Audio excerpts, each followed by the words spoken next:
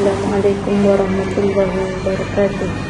Hadis 2 bertajuk Islam, Iman dan Ihsan.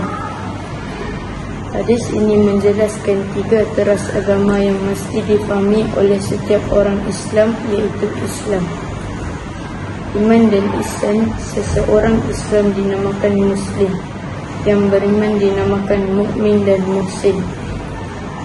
Merujuk kepada sifat ihsan, ketiga-tiga teras ini mesti ada dalam diri setiap orang beragama Islam.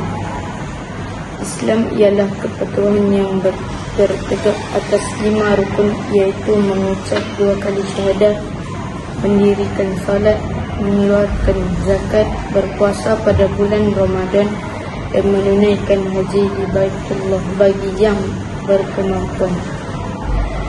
Iman ialah meyakini sesuatu tanpa keraguan. Keyakinan tersebut berdasarkan keimanan kepada Allah SWT, malaikat, kitab, rasul, hari akhirat, dan ketentuan qada dan qadar.